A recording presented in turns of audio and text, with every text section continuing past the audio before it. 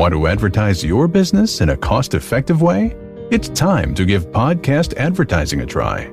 Research shows a high rate of podcast listeners made a purchase as a result of an ad they heard on a podcast. Visit podbean.com/brands to launch a cost-effective podcast advertising campaign in minutes. That's podbean.com/brands. Lady Justice is a true crime podcast, therefore deals with incidents of violence, disturbing imagery and explicit content. Listener discretion is advised.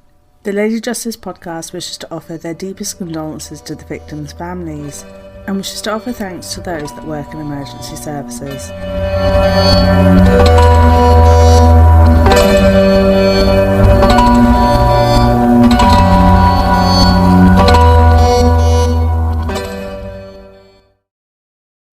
Hello my lovelies and welcome to Lady Justice, a true crime podcast. Lady Justice is a weekly podcast that covers fascinating cases both past and present. My name is Chantel and I'm your friendly true crime junkie with a slight caffeine addiction issue. I hope everybody is feeling very good and having a wonderful week. As usual, before I get into this week's episode, I just want to ask you guys a massive favour. Please support this podcast by subscribing, rating and leaving a review where you can. And because sharing is caring, I do want you to tell everyone you know. It would make a world of difference. And if you'd like to contact me about anything at all, please feel free to do so via social media or my email, which you'll find in the show notes. It's been my usual busy week and I'm slowly turning stuff around, so I'm finally sitting down to bring you another case. As the title of this episode suggests, there is going to be a bit of an extra trigger warning.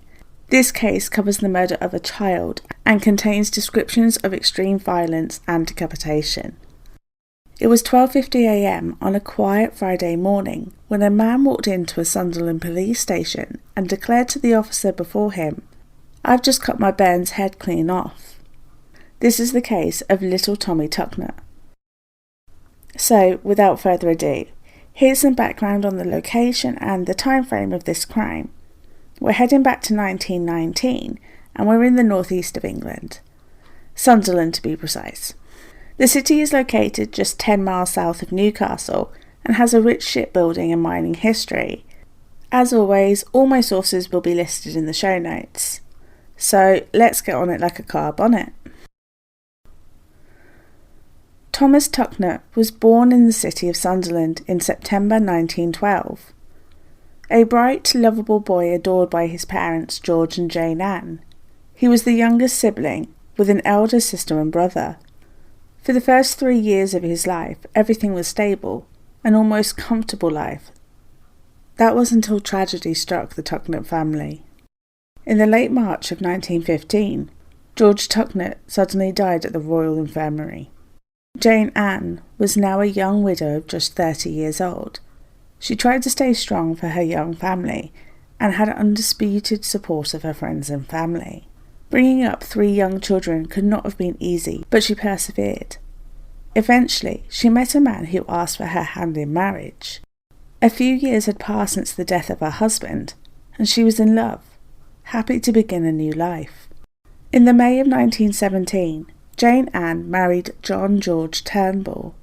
He was a riveter at the local shipyard. He seemed to care for Jane Ann and her young children, and they moved into a 2-room home at 60 Gosforth Street in the Monk Wearmouth area of the city, just north to the river. John George Turnbull had admitted to his new wife that he did not love her children from the previous marriage. However, he did like them and care for them. The newlyweds then welcomed a new child into their small home. In the August of 1919, Sunderland was unusually colder than normal, and the city was still recovering from the war. On the 9th of that month, Turnbull had begun a drinking binge that was described by those that knew him as odd behaviour. By the time the 15th of August came around, almost a week after he'd begun, he suddenly stopped and returned home. Then he refused to leave the property. In the fortnight preceding Friday the 15th, he'd only attended work once. Fellow workmates down at the dock noted that the riveter had been unusually angry and had mentioned in conversations that he was struggling with the lack of sleep that comes with a new baby. He was a 45-year-old man of average height and was described as being rather scruffy looking. John George Turnbull had some history of going off the rails. Previous newspapers from 1902 from the area around County Durham, the county in which Sunderland was once classed as, note how he had been previously arrested for assault. Mental illness was something that plagued his family. One of his brothers had been committed to Edinburgh Asylum many years previously, and it was reported after this murder took place that Turnbull had also been committed at a previous occasion. It was a little after midnight on Friday the 21st of August 1919, and everything was peaceful for Sergeant Hutchinson. He was sitting at his desk in the Berkeley Street police station, reading his newspaper. The night shift was commonly peaceful, so it was a surprise when at 10 to 1 in the morning, a short, scruffy-looking, middle-aged man arrived and politely told Sergeant Hutchinson, "Excuse me, I've got something to tell you. I've cut my bairn's head off." Initially, he was not sure that he'd heard correctly, so the sergeant asked the man to repeat himself. Angry at the sergeant for not comprehending the situation the first time, the man said in a clear, firm voice, "I tell you, I've cut the bairn's head clean off." Still not sure about what the man was saying, the sergeant asked for him to take a seat and that he'd better give a statement. Quite calmly, the man gave his name as John George Turnbull. He told Hutchinson that he'd just come from his home at 60 Gosforth Street. It was a little under a mile away. This was where he claimed the decapitated body of his 6-year-old stepson was. He said that his stepson was in the kitchen, just in front of the fireplace, while there were other children in another room, locked away. He informed the police that his wife was not at home, and the razor that he'd used to commit the ghastly murder was open on the kitchen table. Whilst a constable locked Mr. Turnbull in a cell, Sergeant Hutchinson took Turnbull's keys and walked to Gosforth Street. When there, at the address, he found the man's lodgings on the second floor. The 2 cramped and dirty rooms were dull, even from the light from 2 gas lamps. As he opened the door, the sight that Sergeant Hutchinson saw was so horrific that it would haunt his mind for the rest of his days. On the hearth rug lay a little boy's body, minus his head. Just as Turnbull had said, there was a blood-covered razor which was on the table nearby. The head was on the floor by the open coal fire. At first, the sergeant couldn't move, frozen, staring at the scene in front of him, until he heard crying from the bedroom. Then, to investigate the scene further, he slowly opened the bedroom door. In the shadowy light, he could just make out 3 little figures under the bedsheets. Then a wee girl's voice cried, "Is that you, Mother?" As her tear-stained face came out from under the blanket, she saw the police officer and said, "Oh, mister, please take us with you. Daddy's cut our Tommy's head off." The girl was 12-year-old Sarah Tucknett, and it took the sergeant several minutes to calm her down so she could tell him what had happened. The children were then taken to a neighbour's until word could be given to their mother, who'd been staying with a family member. A special inquest was held at Sunderland Police Station on Thursday, August 28, 1919, and there was evidence presented by both police, witnesses of the crime, and medical experts. Held before Alderman John Harrison, the inquest was tasked with determining if the death of 6-year-old Thomas Tucknett was that of wilful murder. An alderman was a senior elected member of the council district, elected by fellow council members. They held the post for 6 years, and the title was on par with a mayor. Presenting the case for the prosecution was the Chief Constable, Mr. Frederick James Crawley. Now, there's a quick fact about Mr. Crawley. In 1923, he went on to introduce the famous police boxes that are now most associated with Doctor Who, that being the shape that the TARDIS is represented as. The police box was piloted in Sunderland and went on to become a national staple until the 1970s. John George Turnbull opted to be unrepresented. It was reported by local press that throughout the entirety of the proceedings, he stayed silent, stood in the dock, staring forward with no emotion. The first witness that was called to the stand was Sarah Tucknett, the defendant's stepdaughter. She repeated the story that she had told at least twice before, once to police on the night of the murder, and again at the coroner's inquest just days before. Described as an intelligent girl, she spoke clearly as she described the events of the previous Thursday. On the evening of the 21st, after her mother had left the home, she called her brothers to the bed with her in the corner of the kitchen. Tommy took the space at the foot of the bed. Trying to stay awake, worried about her stepfather's previous temper tantrums, she could not hold out and soon fell asleep, cuddling into her siblings. Just a little later, at about midnight, she awoke and saw the shadows of two figures in front of the open fire. Her eyes still hazy, she strained only to see the tiny figure of her brother being shaken about.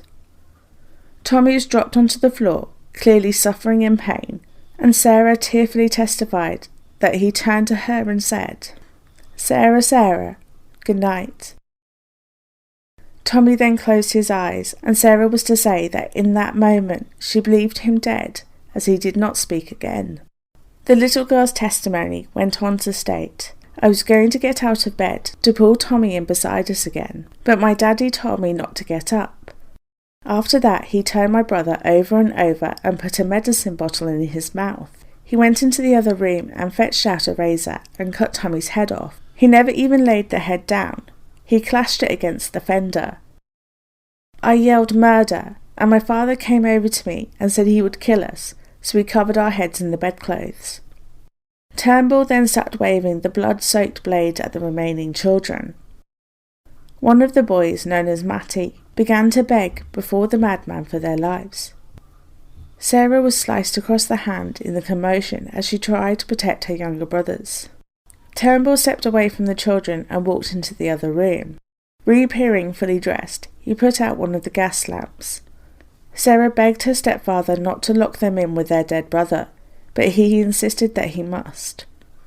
They then laid frozen in the bed, just meters away from Tommy's decapitated body. After her testimony, Sarah went into hysterics, screaming out that her stepfather would get her. It took several people, several minutes to calm the traumatised girl. The next witness was Jane Ann Turnbull, the mother of Tommy. She said of her husband that his behaviour had drastically changed in the weeks previously, so much so that she had requested help from a doctor. The entire relationship was at breaking point. It had become violent. Turnbull beat his wife with a slipper so severely that she fled the home with the children.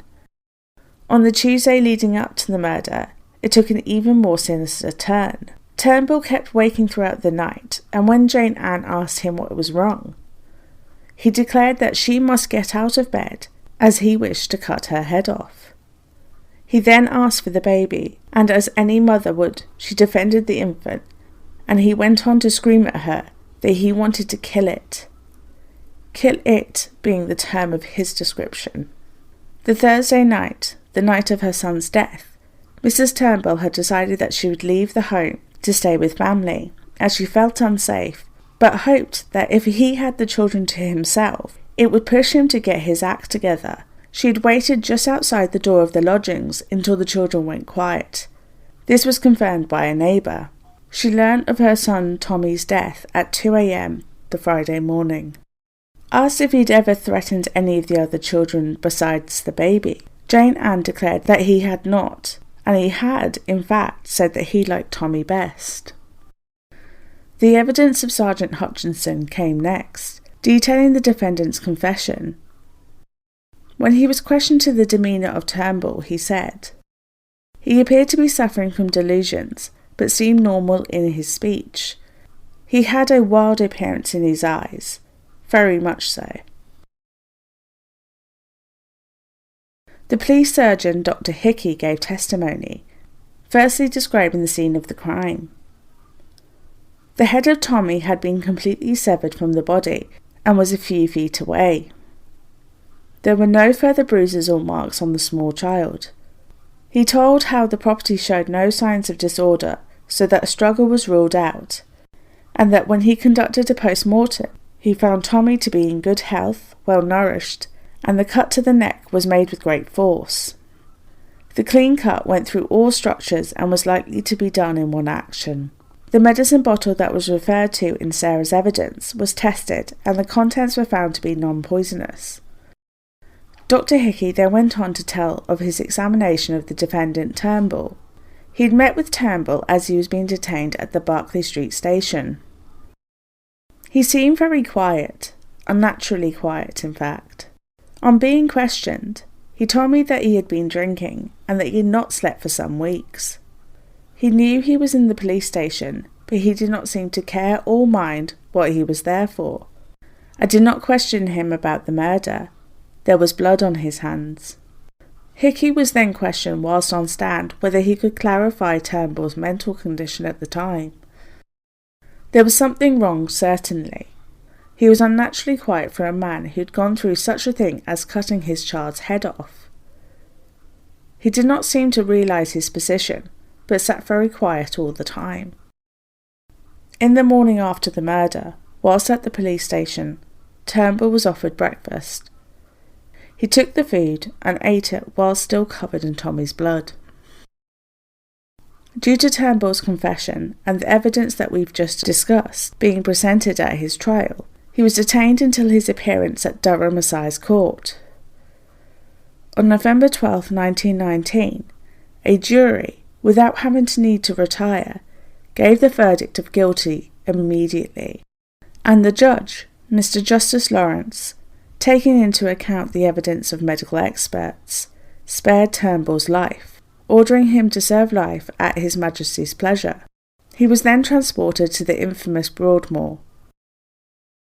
Our story ends with the death of John George Turnbull on December 30th, 1949. His death occurred whilst in detention at Broadmoor Hospital. He was aged 75, and a post-mortem declared his death to be of natural causes.